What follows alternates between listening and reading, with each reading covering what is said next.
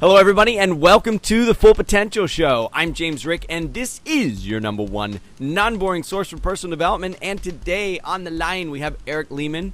He is a change agent working with homeless kids to help them realize their dreams.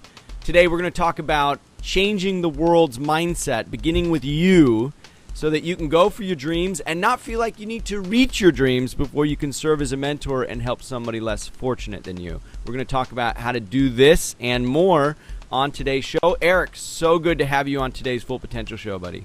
Thank you so much, James, for having me. It's an honor. Well, I'm excited about what you're doing. The idea that you can really touch a child not through, and we'll go into this, but not through really focusing on the bottom of Maslow's hierarchy of needs, that is the food, shelter, and survival, but really leading them with a carrot, building that motivation to excel on their own through those levels, of course, with the assistance of guides, advisors, and mentors, but having direction is ultimately what's going to propel them forward in the long term in their life. So I'm excited about the work you're doing. Tell me what your inspiration is for doing this kind of work. Thanks for asking. Well, my inspiration was that 21 years ago, I found myself living in a homeless shelter for youth, for teens, as a senior in high school. And through a multitude of miracles, my best friend's folks took it upon themselves and their hearts to open their house and their family to me. And so they took me in from this shelter as I was, probably eating a lot of food and, preparing for college. And they just said, walk right in and be part of what we are. And shortly thereafter, they helped me apply to two schools. I applied to Geneseo State College in New York, and they also happened to have this application to Cornell University hanging around the house. And so I filled out both with tremendous assistance. And April of 1991, I received an acceptance letter from Cornell. And it was an interesting day because that's also the day where I knew my best friend's folks, who had taken me in about 8 months prior, considered me their son, and they were going to put me through school. So here I was, for that whole year, I was writing down every single penny that they spent on me, thinking that someday I would pay them back.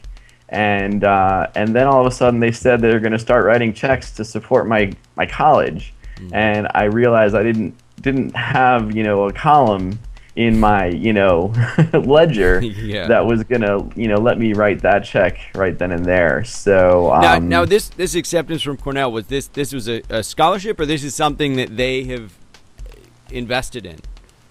They paid my way through Cornell. Wow. So here you are, this homeless kid. This family takes you in. They accept you as one of their own. They even assist you or make it possible for you to apply to Cornell. You get accepted, and then they have the financial backing to support you through Cornell, which isn't cheap by any means. No, it's not. And that's where, the miracles, started just, the day that they called and they said they had an extra bed. But, when they said, hey, we believe in you, we know who you are, we've seen your transcripts, we know that you have a contribution to make, and we're willing to put our money where our mouth is. So here you are, you have this incredible support and this incredible love, and they're guiding you forward and moving towards your dreams, and you said, I need to provide some kind of platform that is going to allow kids that were in a similar situation to do the same. Okay.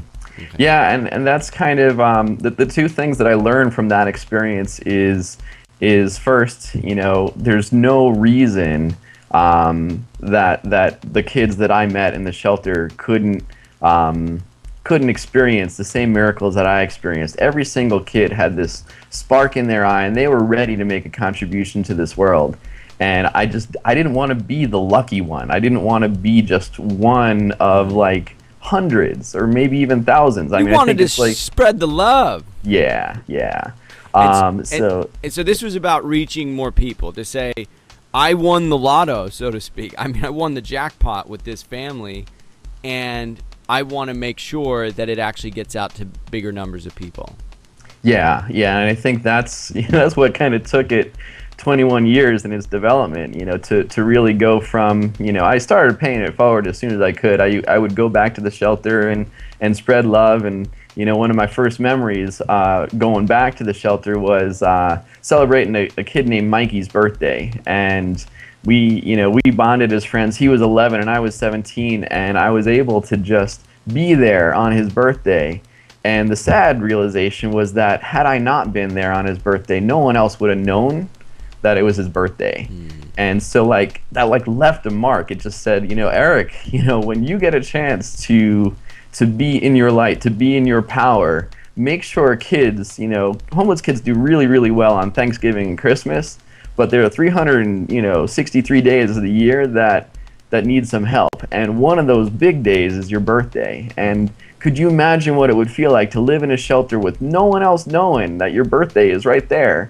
And that day could go either way. So if we find a way to be intentional and get to know these kids who are sparks, who are pure light, and just celebrate who they are and what they're about to do and what they're already doing, that's amazing. And as kids, that support network of feeling loved, feeling like somebody is recognizing you, especially on important days like that can have a profound impact on the kind of foundation they come from. A lot of, this overachieving, the overcompensating, a lot of that is driven by this ego not feeling like it was recognized as a child, not feeling like it was loved. And so it expresses itself in all kinds of almost immature ways as an adult.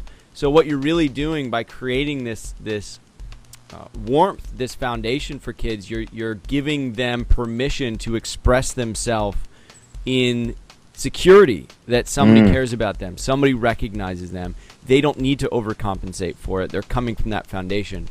So how are you carrying out this work now? And for people that are watching and listening right now saying, gosh, I love the idea, sounds great, I've always wanted to somehow make an impact, especially on young and less privileged kids, myself included, what do you advise them to do? I know a big core of your message is to not feel like you need to reach a certain milestone, especially like a success milestone or something like that, to give back and wait until you're older before you're in a position to do that. It's all about doing what you can right now to light up that small corner of the world that you're in. So what do you recommend people do? I mean, what are some of the first steps? Well, I think, it all stems from gratitude. And I think, just being aware of the dream you're already living, even if it's not fully, with the I's dotted and the T's crossed, fully actualized. When you're somewhere on someone else's dream path, I mean, there's a kid who wants to be a singer. And if you are in a chorus that is amateur, but, working towards professional, you can pay it forward right now, and you can become a mentor, an advisor to a youth with a similar dream in mind. And that can start right now. It can start, as soon as you see this and you feel compelled to share this, to leave a legacy through a child who wants to be just like you. Now, everybody who's watching and listening right now, he's making a very important point, and that is that you are always one step ahead, at least, of somebody beneath you. And not necessarily beneath you in terms of hierarchy of value or anything like that, but in terms of the path. Somebody's one step behind you, and they may need that little bit of guidance that you have from the perspective that you're at to help them make that shift into that next step. And unless you look around and recognize that there are a line of people behind you that could use that assistance, you won't feel like you need to wait until you're 100 steps or 1,000 steps, where it may not even be as relative to somebody who's 1,000 steps behind, because now you're so many steps ahead that you've lost track of how exactly precisely you got to the next step. So a very important point, which is you are always in a position to help somebody. I couldn't agree more, and I think it's simple. Like, think of going to the mall, and think of the person who's about to go into the mall behind you. You have a choice every single time. You can wait, and you can hold the door a little bit longer, and just make sure that you're providing at least a little bit of ease, a little bit of comfort as someone else is going into the mall. after you. And, I can't tell you how many smiles you get if you just spend a little bit more time holding the door. So I think that's what Dream Catalyst is all about. We just hold the door, 1 second, 1 minute, 1 lifetime longer than others who came before. And it makes all the difference in the world. All right. So I think everybody that is watching and listening can agree this is definitely something that is coming from a good place and is going to help a lot of kids. How can they get involved? What can they do, so to speak, to get involved and hold the door? Thank you for asking. I mean, there's 3 main ways. There's we're brand new. We're 20 years in formation, but we're brand new in operation. And so to that end, we're forming a nationwide board of advisors. And so what you can do is you can reach out to us at www.dream-catalyst.org and just contact me and let me know that you're interested in being part of our nationwide board or even international board. The second is you can say, hey, Eric, hey, Dream Catalyst, I want to hold the door for someone else, and this is who I am and this is what I'm about. Just send me a contact form and let me know what you're all about, and we'll find a place for you, and we'll find a place for you to leave a legacy. And also, we are 501c3, so we have the opportunity to accept donations because we are creating a true nationwide network. So if you talk a big game, and I think there's so many people that say, I want to help people, I want to get here to help people, and it's usually like bajillions of dollars, right? When I have bajillions, I'm going to help so many people. But I think the message here is really, you are in a position to help right now. It doesn't matter where you're at financially. It doesn't matter where you're living currently. You have an opportunity to help, and it doesn't have to take a lot of time or resources out of your day. And that is really what we're here to do. We're here to serve. Here is an outlet for serving. It's dream-catalyst.org. If this resonates with you, don't hesitate. Reach out to Erik and find a way to get involved, and as much or as little commitment as they want. Right, Erik? I mean, nobody needs to feel like they're obligated to doing any more than they want to do. Yeah, I couldn't agree more. And I think, we're setting a lofty goal for ourselves. I just threw my hat in the ring to train for the Honolulu Marathon, and it's going to be a sponsored race. We're going to create apparel that is hopefully so sponsored you can't even read the names on it because there's so much interest and so much love that we can spread to the beautiful mountains of Honolulu. But December 11th, I'm going to cross the finish line in a place that I've dreamed of visiting for years, and it's a big deal because, for so long I felt, who am I, formerly homeless kid Erik Lehmann, to book a flight to Honolulu? How indulgent, how, extravagant. And then I said to myself, who am I not to be? How can I tell other kids to dream bigger dreams if I can't feel my own along the way? And who, am I? Then, then I get to hold the door in Honolulu, I get to tell kids that this is possible, this is available, and this is not just for when you're too old to really enjoy it, so that's what's really exciting. That's another key idea I want to leave people with before we wrap up today's show, and that is that for quite a while for myself, I felt like I needed to be the martyr. I needed to make sacrifices on an individual level until I could elevate the whole world to a level where I could then raise myself and enjoy it. And really, I think the message here is that you can enjoy life. And in fact, you should enjoy your dreams, because then you'll be in a very resourceful place, not just, if it's financial or whatever, but emotional. And you'll be so juiced and jazzed about the life that you're living that you can then, I think, with greater power, elevate people around you. So we don't need to lower ourselves to the level of the suffering that's going on in the world. We don't need to be martyrs in that sense. We can raise ourselves, and then we're in a great place to raise others.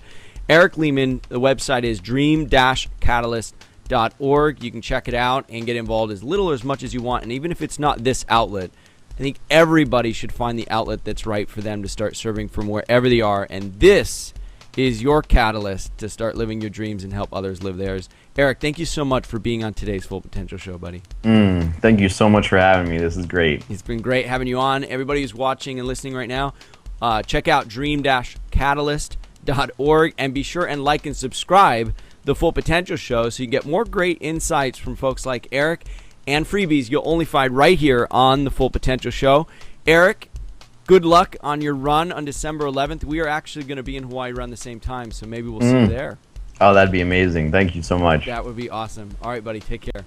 You too. Bye-bye. Well, that concludes this week's episode of the Full Potential Show, your number one non-boring source for personal development. I'm James Rick, and if you want to get more positive programming for your brain absolutely free on a weekly basis, just visit fullpotential.com. If you like the Full Potential Show, you're going to love the Full Potential Club. What would you like most as a Full Potential Club member? Be 2 to 3 times more productive? Do what you're passionate about? Have more energy? Reduce your work hours? Travel the world? Enjoy an amazing lifestyle on a frugal budget? What if you could do them all? James Rick has been there and done it in ways that few people have. For anyone serious about taking their life or business to the next level, you know you've got to do more than just watch. You've got to do. Join James Rick and other like-minded people for an incredible $10 a month at fullpotential.com/club. Be educated. Be empowered. Be the best version of you. fullpotential.com/club. Try it free for 30 days.